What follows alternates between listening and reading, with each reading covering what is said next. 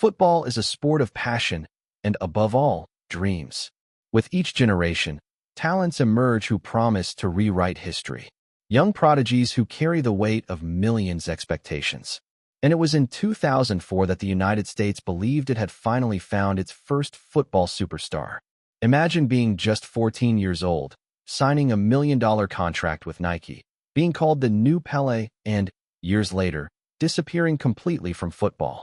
That is the story of Freddie Adu. Born in Ghana but a naturalized American citizen, Adu emerged as a phenomenon. At age 13, he was already considered one of the greatest talents American football had ever seen. The expectations were enormous. While most teenagers were worried about school exams, Freddie Adu was signing a professional contract and appearing on the front pages of major U.S. newspapers, becoming the youngest player in Major League Soccer (MLS) history.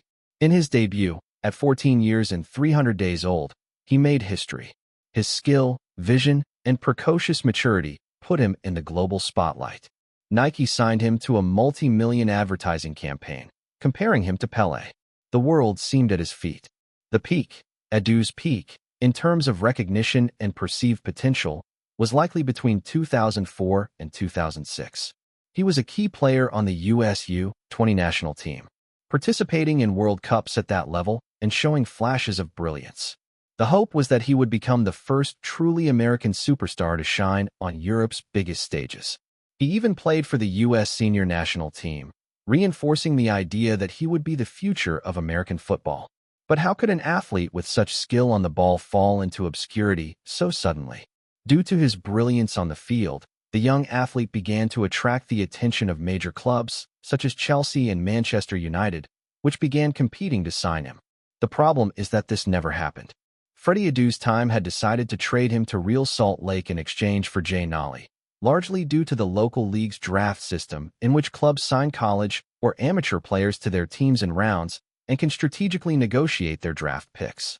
In 2007, he was finally able to make the move to European football when Benfica made a multi-million offer for the promising young player. It seemed like the beginning of a dream. In reality, it was the start of his downfall. While other young players like Cristiano Ronaldo were improving season after season in Portugal, Freddie Adu struggled to get playing time. His time there didn't go as expected. Injuries set him back, adapting was difficult, and the pressure of being America's great hope seemed overwhelming. That led the Portuguese club to loan him out to Monaco just 1 year after his arrival. But the worst was yet to come. The rising star who was supposed to conquer Europe now had to prove his worth on loan. It was a sign that Benfica's initial plan had already changed. During his loan to the French club, marked by more low-key performances, the young player appeared in only 10 games, in most of which he started on the bench and came on for just a few minutes, which led to Adu being sent back to his parent club. From then on, he was loaned out to several other lesser-known teams, in the hope that he could get back to playing his best football. Adu again struggled to find his rhythm with both clubs, playing just 15 matches across all competitions for both teams, coming off the bench on many of those occasions. Could the lack of a strong mentor and questionable career management have been the main reasons for this? The boy who once graced Nike ad campaigns ended his career playing far from the major football hubs, moving through clubs that most fans had never even heard of. In the years that followed, Freddie Adu had become practically a tourist in the world of football. He played in minor leagues in the United States, Norway, Poland, Finland, and even in Sweden's third-tier league, with Österlen FF, where he stayed for only a month and didn't play a single game before his contract was terminated. And it was a year later, in 2022, that Adu decided to hang up his cleats and announced his retirement from professional football, bringing to a close a journey that began with promises of eternal glory and ended on a path of ups and downs, far from the spotlight that once surrounded him. When Freddie Adu signed his first professional contract, many believed they were witnessing the birth of one of football's greatest legends. Years later, his story serves as a reminder that talent opens doors, but it doesn't guarantee a career. In football, your greatest opponent isn't always on the other side of the field.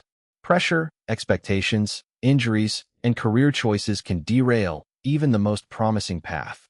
Adu was an undeniable talent, a player who made us dream of what could be. He teaches us that talent is merely the starting point. consistency, resilience, and wisdom are the true pillars of becoming a legend. And sometimes, the brightest prospects leave us longing for what might have been. If you enjoyed the video, please leave a like and subscribe, and don't miss the next story. Thank you for watching.